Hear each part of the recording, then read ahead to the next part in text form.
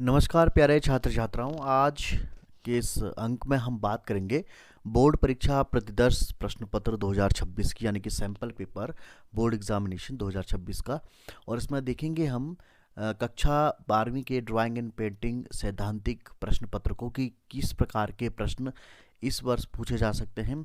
और अगर यहाँ से कोई प्रश्न आपके मुख्य परीक्षा में पूछा जाता है या कोई प्रश्न यहाँ से हूबहू आ जाता है तो इसे एकमात्र आप संयोग समझिएगा। तो हम इस अंक के माध्यम से आपको ये समझाने का प्रयास कर रहे हैं कि किस प्रकार के प्रश्न बोर्ड परीक्षा में पूछे जाते हैं, क्या पैटर्न रहता है और किस प्रकार से आपको उनके जवाबों को देना चाहिए, जिससे कि आप समय के हिसाब से जो भी उसका पूर्णांक है 30 नंबर का, उसमें से आप अच्छे अंक अर्जित कर सकें। और वो टिप्स भी बताएंगे हम आपको, जिससे कि आप अपने सवालों को अच्छे से दे सकें और एग्जामिनर आपको अच्छे से नंबर दे सके। तो यहाँ पर देखिए कि जो समय रहेगा इस प्रश्न पत्र का वो रहेगा 3 घंटे का। पूर्णांक होता है यहाँ पर 30 नंबर का, क्योंकि 70 नंबर का आपका प्रयोगात्मक प्रैक्टिकल होता है और जो हो चुका होगा अभी आपके विद्यालय में। यहाँ पर निर्देश है, सभी प्रश्न अनिवार्य हैं, सभी प्रश्नों के अंक उनके सम्मुख अंकित हैं। स्वच्छता का विशेष ध्यान आपको रखना होगा यहाँ पर, क्योंकि किसी भी एग्जामिनर को अच्छा लगता है अगर उसके पास जो भी उत्तर पुस्तिका है वो साफ़ सुथरी हो, उसमें कोई कटिंग ना हो। तो स्वच्छता का आप इसमें विशेष ध्यान रखें। यहाँ पर आपको जो प्रश्न मिलेंगे उनके 4 प्रारूप हैं, तो उनको भी हम समझ लेंगे। पहला प्रारूप है यहाँ पर बहुविकल्पीय प्रश्नों का, मल्टीपल चॉइस क्वेश्चंस। इनमें देखिए आपको 3 मल्टीपल चॉइस क्वेश्चन मिलेंगे, तो उनको हम देख लेते हैं। पहला प्रश्न है यहाँ पर, मुगल शैली के प्रसिद्ध चित्रकार थे। 4 विकल्प हैं, अबुल हसन, शहाबुद्दीन, निहाल चंद और मौला राम। तो आपको यहाँ पर मुगल शैली के प्रसिद्ध चित्रकार का नाम ढूंढना है और सही नाम आपको अपनी उत्तर पुस्तिका में लिखना होगा। अब यहाँ पर हम देखते हैं कि अबुल हसन, शहाबुद्दीन, निहाल चंद और मौला राम में जो मुगल शैली के चित्रकार है वो हैं अबुल हसन। तो अबुल हसन इस प्रश्न का सही जवाब हो जाएगा। तो जितने भी मुगल शैली के प्रसिद्ध चित्रकार हैं उनको आप जरूर देखिएगा। साथ ही राजस्थानी शैली के प्रसिद्ध चित्रकार, राजस्थान की जितनी भी उपशैलियाँ हैं उनमें जो भी चित्रकार आपके पाठ्यक्रम में दिए गए हैं उनको आप जरूर याद रखिएगा, क्योंकि प्रश्न इसी प्रकार से आते हैं। हो सकता है यहाँ पर हमने मुगल शैली के प्रसिद्ध चित्रकारों की बात की है, तो आपको पहाड़ी शैली के प्रसिद्ध चित्रकार या फिर राजस्थानी शैली के प्रसिद्ध चित्रकारों के नाम आ सकते हैं। और प्रश्न संख्या 1 का जो ख प्रश्न है वह दक्षिण चित्रकला शैली का केंद्र है। अब यहाँ पर आपको दक्षिण चित्रकला शैली का केंद्र ढूंढना होगा। 4 विकल्प दिए गए हैं, यानी कि 4 केंद्र यहाँ पर आपको दिखाई दे रहे होंगे। पहला है बूंदी, दूसरा है कांगड़ा, तीसरा है वसोहली और चौथा है बीजापुर। तो दक्षिण चित्रकला शैली का जो प्रमुख केंद्र है इन 4 विकल्पों में से वो है बीजापुर। तो इस प्रकार से आपको जितनी भी चित्रकला शैलियाँ हैं और उन चित्रकला शैलियों के अंदर जो भी उपशैलियाँ हैं उनको आपको याद करना होगा, कंठस्थ रखना होगा कि कौन सी उपशैली किस चित्रकला शैली के अंतर्गत आती है। तो यहाँ पर देखिए बूंदी जो है राजस्थानी शैली के अंतर्गत आती है, कांगड़ा और वसोहली पहाड़ी शैली के अंतर्गत आती है। जो चौथा विकल्प है यहाँ पर बीजापुर, वो दक्षिण चित्रकला शैली के अंदर आता है। दक्षिण चित्रकला शैली के अंतर्गत बीजापुर, गोलकुंडा, अहमदनगर, हैदराबाद, ये जो सारे कला केंद्र हैं वो दक्षिण चित्रकला शैली के केंद्र हैं। पहला प्रश्न का जो तीसरा विकल्प वाला प्रश्न है गढ़वाल शैली किस चित्रकला शैली की उपशैली है। अब देखिए यहाँ पर ठीक उसी प्रकार का प्रश्न पूछा गया है जैसे दक्षिण चित्रकला शैली का केंद्र था। तो गढ़वाल शैली किस चित्रकला शैली की उपशैली है। विकल्प है मुगल शैली, राजस्थानी शैली, पहाड़ी शैली और दक्षिण शैली। तो गढ़वाल शैली जो है वो पहाड़ी शैली की उपशैली है, यानी कि पहाड़ी शैलियाँ जितनी भी हैं जिनमें कि कांगड़ा, वसोहली, कुल्लू, मंडी, चंबा, गुलेर, गढ़वाल, ये सारी आ जाती हैं। ये पहाड़ी जो रियासतें थी उन्हीं रियासतों में एक रियासत गढ़वाल शैली गढ़वाल भी थी और उसी रियासत के नाम पर गढ़वाल शैली नाम पड़ता है। तो गढ़वाल शैली जो है वो पहाड़ी चित्रकला शैली की उपशैली है या पहाड़ी शैली का प्रमुख केंद्र है। इसके बाद जो दूसरा प्रारूप आपको देखने को मिलेगा प्रश्नों का वो होगा निश्चित उत्तरीय प्रश्न, डेफिनेट आंसर क्वेश्चंस। ये भी 3 प्रश्न पूछे जाएंगे, प्रत्येक 1 नंबर का होगा। तो जो प्रश्न संख्या 2 है, मारूरागनी चित्र किस शैली का चित्र है? Maru Ragini painting is a painting of which style? तो मारूरागनी चित्र किस शैली का चित्र है? तो मारूरागनी जो चित्र है वो मेवाड़ शैली का प्रसिद्ध चित्र है और मेवाड़ शैली जो है वो राजस्थानी शैली के अंतर्गत आती है। तो यहाँ पर आपको निश्चित उत्तरीय प्रश्नों में सिर्फ इतना ही लिखना है, मारूरागनी का जो चित्र है वो मेवाड़ शैली का चित्र है। प्रश्न संख्या 3 है, संथाल परिवार किस कलाकार की कृति है? यहाँ पर देखिए संथाल परिवार एक मूर्ति शिल्प है जिसे राम किंकर बैच ने बनाया था। तो आपने अगर इस प्रकार का प्रश्न आता है संथाल परिवार किस कलाकार की कृति है, तो आप वहाँ पर राम किंकर बैच लिखेंगे। अगर यहाँ पर संथाल परिवार के जगह पर श्रम की विजय लिखा हुआ आ जाए तो आप डीपी राय चौधरी लिखेंगे।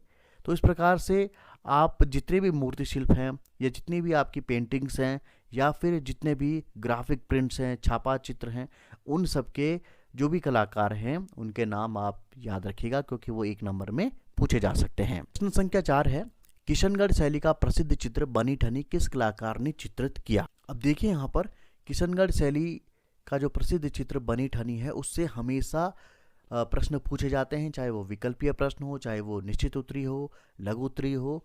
तो आपको बनी ठनी पर भी फोकस रखना होगा क्योंकि बनी ठनी बहुत ही एक ऐसा चित्र है जिससे बहुत ज़्यादा प्रश्न पूछे जाते हैं। तो बनी ठनी जो चित्र है वो किस कलाकार ने चित्रित किया था? तो यहाँ पर निहाल चंद सही उत्तर हो जाएगा। तो आपको सिर्फ इतना ही लिखना है कि बनी ठनी के जो चित्रकार हैं वो है निहाल चंद, क्योंकि निश्चित उत्तरीय प्रश्न है इसके लिए आपको इसमें ज़्यादा लिखने की आवश्यकता नहीं है। तो आप 1 लाइन में इसका उत्तर लिख सकते हैं।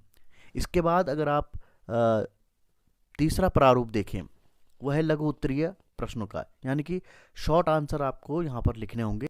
तो यहाँ पर 3 प्रश्न पूछे जाएंगे, प्रत्येक 3 नंबर का होगा। तो इस खंड से आपको 9 नंबर अर्जित करने होंगे।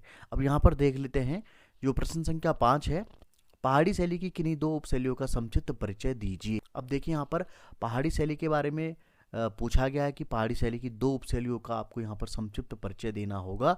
तो पहाड़ी शैली के अंतर्गत जितनी भी उपशैलियाँ आती हैं, चाहे वो कांगड़ा है, वसोली है, कुल्लू है, चंबा है, मंडी है, गढ़वाल है, इनमें से किन्हीं 2 उपशैलियों के बारे में आप अच्छे से, जिनके बारे में आपको पता हो, उनके बारे में आप संक्षिप्त परिचय दे सकते हैं। तो जितनी भी शैलियाँ हैं पहाड़ी की, तो जितनी भी पहाड़ी शैली की उपशैलियाँ हैं उनके जो मुख्य कलाकार हैं, प्रवर्तक राजा हैं, उनके बारे में आप जरूर याद रखिएगा क्योंकि जब भी हम प्रश्नों को लिखते हैं तो वहाँ पर फैक्ट यानी कि तथ्य भी होने चाहिए। तो इसी से आपको अंक अर्जित करने में सहायता प्राप्त होती है। प्रश्न संख्या 6 है, बंगाल स्कूल की 3 विशेषताएं लिखिए। अब देखिए बंगाल स्कूल की जो प्रमुख 3 विशेषताएं हैं, पहली विशेषता तो यह है कि उन्होंने जो भी हमारे परंपरागत ज्ञान था, जो परंपरागत शैलियाँ थी, उन्हीं को अपनाया। अजंता एलोरा में जो भी शैलियाँ बनाई जा रही थी या बनाई गई थी, उन्हीं को उन्होंने अपने स्कूलों में अपनाया था, बंगाल स्कूल में अपनाया था। और वास टेक्निक जो इनकी प्रमुख पहचान रही है वो भी इनकी विशेषता रही है। और तीसरी विशेषता, जो भी इनके कथानक रहे हैं वो भारतीय रहे हैं। तो 3 विशेषताएं इस प्रकार से आप यहाँ पर लिख सकते हैं। प्रश्न संख्या 7 है, मुगल लघु चित्र शैली की चित्रण विधि का वर्णन कीजिए और इस शैली के किन्हीं 3 चित्रकारों के नाम लिखिए। तो आपको यहाँ पर देखिए जो मुगल लघु चित्र शैली है उसकी चित्रण विधि को लिखना होगा कि किस प्रकार से चित्रों को बनाया जाता था। और मुगल शैली के 3 चित्रकारों के नाम यहाँ पर पूछे गए हैं। तो आपको मुगल शैली के 3 चित्रकारों के नाम आपको याद होने चाहिए, चाहे वो दसवंत हो या फिर वसावन हो, अबुल हसन हो। इस तरीके से आपको यहाँ पर चाहे आकारिजा हो, मिशिकन हो, मंसूर हो, ये आपको नाम यहाँ पर याद रखने होंगे क्योंकि यहाँ इस तरीके से प्रश्न पूछे जा सकते हैं। और चित्रकारों पर ज़्यादा फोकस रहने वाला है, तो चित्रकारों के नामों को आप जरूर याद कीजिएगा। इसी में देखिए अथवा करके भी प्रश्न पूछा गया है, लोक कला से आप क्या समझते हैं? भारत के विभिन्न राज्यों की प्रचलित लोक कलाओं के नाम लिखिए। देखिए हालांकि ये आपके पाठ्यक्रम में नहीं है, लेकिन अथवा करके दिया गया है, और अगर आप लोक कला को समझते हैं तो इस प्रश्न को आप जरूर कीजिएगा। अगर इस तरीके का कोई प्रश्न आ जाता है लोक कला से संबंधित, तो लोक कला क्या होती है? तो लोक कला से हम क्या समझते हैं? जो हमें हमारी दादी नानी या माता से जिस कला के बारे में जो हमें परंपरागत ज्ञान प्राप्त होता है। तो आपने देखा भी होगा कि जब भी कोई तीज त्योहार होता है तो हमारी जो घर की महिलाएं होती हैं वो आंगन में या फिर देहरी में कुछ न कुछ मांगलिक अनुष्ठानिक चिन्हों को, डिजाइनों को बनाती हैं। तो यही लोक कला होती है। और लोक कला यानी कि जनता के द्वारा, है ना, जनता के द्वारा जो कला बनाई जाती है उसे ही लोक कला कहते हैं। और लोक कला के लिए किसी भी प्रकार की प्रशिक्षण की आवश्यकता नहीं होती है। तो ये हम क्या होता है, इसे हम परंपरागत रूप से अपने जो चाहे नानी हो, दादी हो या माता हो, बहन हो, उनसे ही हम इन्हें सीखते हुए आते हैं। भारत के विभिन्न राज्यों की प्रचलित लोक कलाओं के नाम लिखिए। तो जितनी भी लोक कलाएं हैं वो हर स्टेट की अपनी अपनी लोक कलाएं हैं। जैसे कि उत्तराखंड की ऐपन है, बिहार की मधुबनी है, गुजरात की सातिया है, बंगाल, बिहार, इन सब की अलग अलग अपनी लोक कलाएं हैं। जैसे कि महाराष्ट्र की रंगोली है, वारली भी है। तो ये सारी की सारी लोक कलाएं हैं। तो आपको जितने भी हमारे राज्य हैं उनसे संबंधित जितनी भी लोक कलाएं हैं उनको भी आपको देखना होगा। तो इस प्रकार के प्रश्न अगर आते हैं तो आप इनको जरूर अटेम्प्ट कीजिएगा। चौथा जो पैटर्न है वो है दीर्घ उत्तरीय प्रश्नों का, यानी कि लॉन्ग आंसर क्वेश्चंस का। तो यहाँ पर देखिए ये भी 3 प्रश्न पूछे जाएंगे और प्रत्येक 5 अंकों का होगा। तो यानी कि आपको इस खंड से 15 अंक अर्जित करने होंगे। तो इनको भी देख लेते हैं। तो यहाँ पर देखिए प्रश्न संख्या 8 है, राजस्थानी चित्र शैली की प्रमुख विशेषताओं का वर्णन कीजिए। तो आपको राजस्थानी चित्र शैली की जितनी प्रमुख विशेषताएं हैं उनको आपको लिखना होगा। उनकी विशेषताएं लिखनी होंगी, उनकी विषय वस्तु को लिखना होगा, उनमें किस प्रकार के चित्रों को बनाया जाता था, किस प्रकार के रंगों का उपयोग किया जाता था, ये सारी की सारी चीज़ें जो है विशेषताओं में आ जाएंगी। क्योंकि 5 नंबर का प्रश्न है तो आपको यहाँ पर जो है काफ़ी फैक्ट लिखने होंगे। तो आप ऐसा कीजिएगा कि आपको हेडिंग बना करके लिखना होगा। अगर आप हेडिंग बना करके लिखते हैं, शीर्षक डाल कर लिखेंगे, तो आपको खुद ब खुद ये आभास हो जाएगा कि इस हेडिंग के अंदर हमें क्या लिखना चाहिए। प्रश्न संख्या 9 है, दक्षिण शैली के उद्भव व विकास का वर्णन करें व प्रसिद्ध चित्रों के नाम लिखिए। अब देखिए यहाँ पर कि यहाँ पर दक्षिण शैली से संबंधित करके प्रश्न पूछा गया है। तो आपको मुगल शैली से भी पूछा जा सकता है, राजस्थानी शैली से भी पूछा जा सकता है, या फिर पहाड़ी शैली या कंपनी शैली से भी पूछा जा सकता है। तो पैटर्न यही रहेगा प्रश्न का, और कोई ना कोई शैली यहाँ पर चेंज कर दी जाएगी। क्योंकि आपके जो पाठ्यक्रम है उसमें बहुत ही कम शैलियाँ हैं। क्योंकि उसमें एक पहाड़ी शैली है, मुगल शैली है, राजस्थानी शैली है, दक्षिण शैली है और कंपनी शैली है और बंगाल शैली। तो आपको इन्हीं शैलियों के इर्द गिर्द आपको इस प्रकार के प्रश्नों का उत्तर तैयार करके रखना होगा। तो यहाँ पर दक्षिण शैली के स्थान पर कोई भी शैली लिखी हुई हो सकती है। तो उस शैली का उद्भव, उसका विकास किस प्रकार से हुआ है, उन सभी चीज़ों को आपको यहाँ पर लिखना होगा और प्रसिद्ध चित्रों के नाम भी लिखने होंगे। तो चूँकि यहाँ पर दक्षिण शैली के बारे में पूछा गया तो आपको जोग्राफिकली लिखना होगा कि दक्षिणी शैली के जो केंद्र हैं, चाहे वो गोलकुंडा है, बीजापुर है, अहमदनगर है, हैदराबाद है, उनके बारे में आपको लिखना होगा। और साथ ही उन शासकों के नाम भी जिनके समय में दक्षिण शैली का उद्भव और विकास होता है। तो यहाँ पर आपको इतिहास लिखना होगा। और प्रसिद्ध चित्रों के बारे में बात करें तो उनके प्रसिद्ध चित्र, चाहे नर्तकी हो, जो भी उनके चित्र हैं जो आपके सिलेबस में दिए गए हैं, उन सभी के यहाँ पर नाम आपको लिखने होंगे। क्योंकि 5 नंबर का प्रश्न है इसलिए आपको फैक्ट यहाँ पर लिखने होंगे। प्रश्न संख्या 10 है, भारतीय राष्ट्रीय ध्वज के कलात्मक पक्ष पर विस्तार से लिखिए। ये भी देखिए अच्छा प्रश्न है और हमेशा भारतीय ध्वज से प्रश्न पूछे जाते हैं, चाहे वो 1 नंबर में पूछा जाए, चाहे वो 3 नंबर में पूछा जाए या वो 5 नंबर में पूछा जाए। तो भारतीय राष्ट्रीय ध्वज काफ़ी हॉटस्पॉट बना हुआ है बोर्ड एग्ज़ाम में।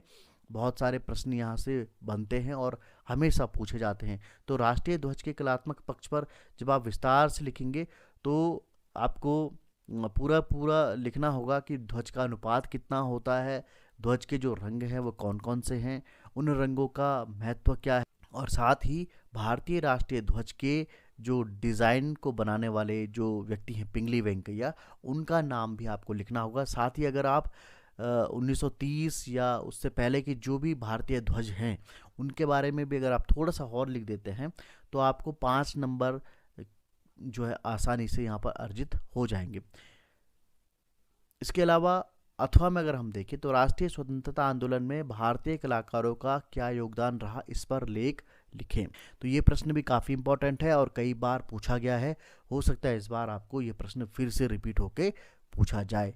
तो राष्ट्रीय स्वतंत्रता आंदोलन में भारतीय कलाकारों का योगदान क्या रहा है, तो जितने भी चित्रकार राष्ट्रीय स्वतंत्रता आंदोलन के समय में कार्य कर रहे थे उन्होंने अपने जो भी कलाकृतियाँ बनाई, चाहे वो चित्रकला हो, चाहे वो मूर्तिकला हो, चाहे वो साहित्य का क्षेत्र रहा हो, उन्होंने अपनी कलाकृतियों में उन सभी तथ्यों को समाहित किया जिससे कि आम जनता के मन में राष्ट्र प्रेम की भावना जागृत हो।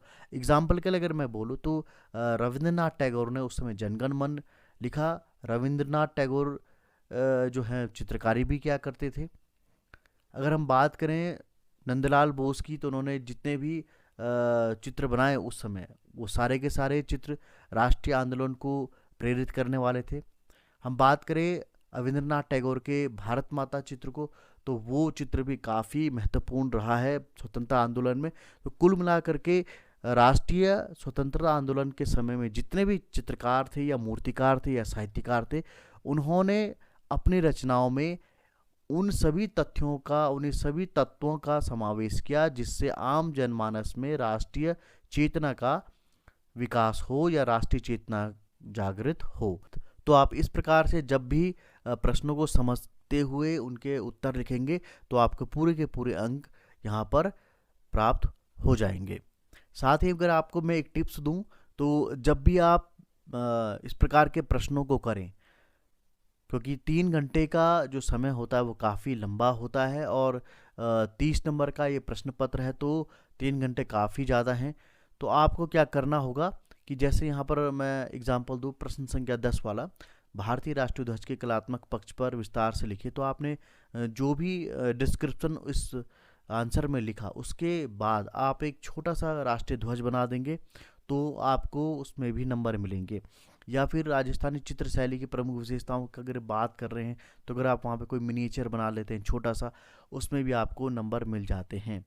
तो कुल मिलाकर के ये है कि आप अगर जब भी उत्तर लिखें उस उत्तर से संबंधित आप कोई भी डायग्राम, कोई भी पेंटिंग, कोई भी चित्र, रेखा चित्र बना लेते हैं तो उससे कहीं ना कहीं आपको 1-2 नंबरों का फ़ायदा मिल जाता है। तो इस चीज़ को आप ज़रूर फॉलो कीजिएगा अपने एग्ज़ाम में। तो आज के अंक में इतना ही था। ये हमारा पहला सैम्पल पेपर था। इसके बाद हम और भी प्रश्न पत्रों को देखेंगे कि और भी जो हमारे टॉपिक्स हैं ड्राइंग एंड पेंटिंग के, उनसे किस प्रकार के प्रश्न पूछे जा सकते हैं, उन पर भी हम आगे के एपिसोड में चर्चा करेंगे। तो आज के लिए इतना ही था। और अगर आप हमारे साथ में जुड़े हुए हैं, पहली बार जुड़े हैं, तो हमारे चैनल को सब्सक्राइब जरूर कीजिएगा क्योंकि इसी प्रकार के वीडियो हम आपके लिए लेके आते हैं जो परीक्षा उपयोगी होते हैं आपके लिए। तो आज के अंक में इतना ही था। दीजिए मुझे इजाज़त। नमस्कार।